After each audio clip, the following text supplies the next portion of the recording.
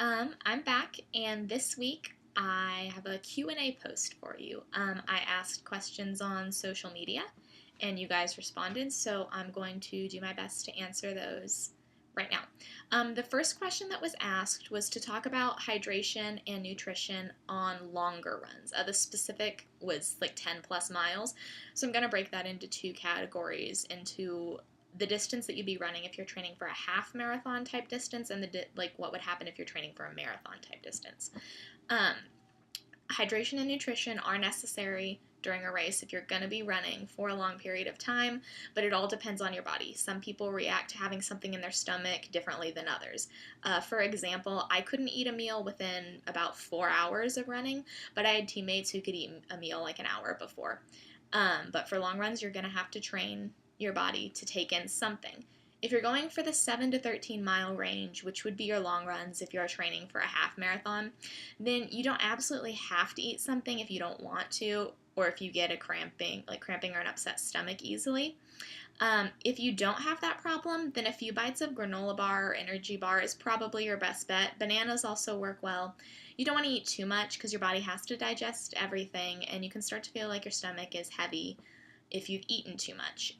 But hydration during this distance range is more important. How much you drink is something that's going to vary depending on your height, weight, and personal preferences. So make sure you listen to your body. Some general tips I came across were to drink 3 to 6 ounces every 15 to 20 minutes on runs that will last longer than an hour. And then another tip I saw was 4 ounces of fluid per mile. Many runners and running magazines or running sites recommend sipping Gatorade or something with electrolytes during the workout. It acts as a thirst quencher and it tastes good, so you're more likely to want to drink it. Some prefer to drink only water. Another option is to alternate between taking sips of a sports drink and taking sips of water. Again, you're going to have to find what works for you, but these general guidelines can be a good place to start. All of this is important, but if you've been hydrating and eating good foods in preparation for your run, and you hydrate well afterwards, you're going to be able to get away with not drinking or eating as much during your actual run. If you're training for a marathon, though, some things are obviously going to change.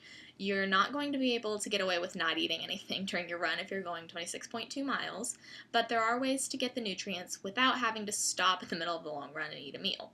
Many running stores carry fuel gels or chews, and these are one way to take in a bit of fuel as you're running without getting any sort of heavy feeling or feel like the food is weighing you down.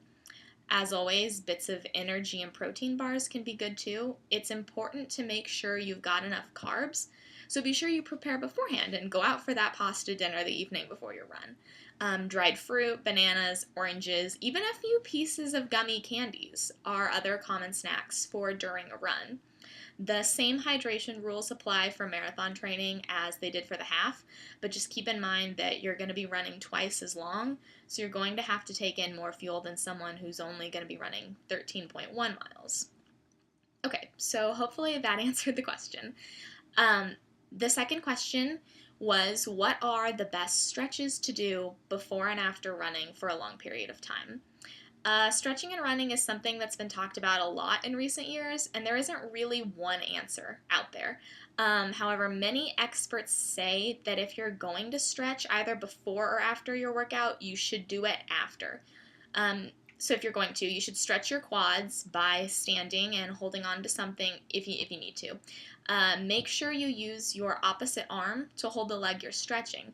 For example, if you want to stretch your right leg, you should be using your left arm to pull back on your ankle. This helps eliminate some strain on the knee. It's also important to stretch your calves, so find a wall, bench, or something else you can stand against, and place the ball of your foot against the surface, leaning forward until you can feel a stretch. Make sure you get your hamstrings too, but whether you do that by sitting on the ground and touching your toes or standing up, it's up to you. There's no real consensus on stretching in general when it comes to running, but experts are now saying it's better to do warm-up exercises before a workout instead of static stretching. So examples of these would be like heel kicks or high knees, even leg swings. All right, third question. Are there any safe places in Phoenix to run outside?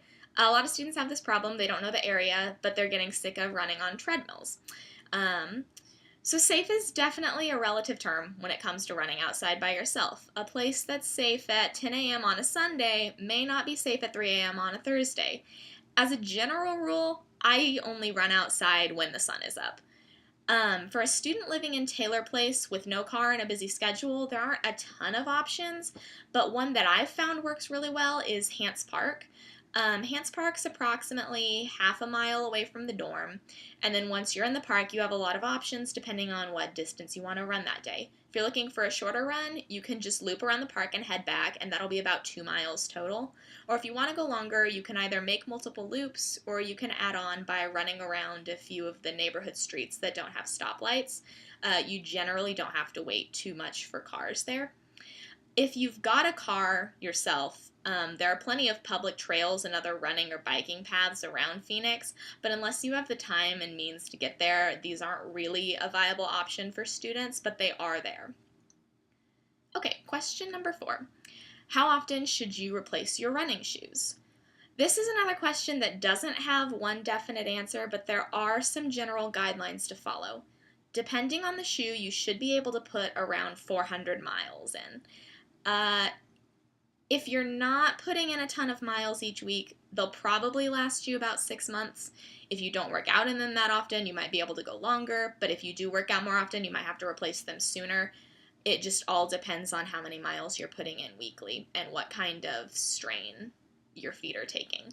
What many shoe experts say is the best way to tell is just to look at your shoes. If the soles or the bottoms are worn out, then it's time to get a new pair. Okay, and then our last question of the day is, what is the best post-workout snack besides chocolate milk? Most people know this, but in case you don't, chocolate milk is actually one of the best recovery drinks you can have after a workout. But besides that, there are other snacks that are good for replenishing after a run. Protein shakes are good because they help your body and your muscles recover.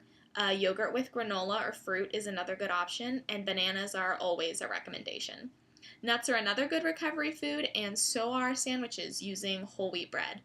Adding a bit of peanut butter to a snack is also a recommendation that I've found.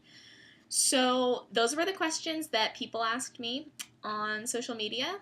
And if you want more information or want to see some stuff that maybe I only use parts of or I just didn't have time to include all the information, I'm going to post some links after this video that would have resources or other articles to check out if you're interested in any of these. And as always, thanks for watching, and I will see you guys back with another post next week. Thanks.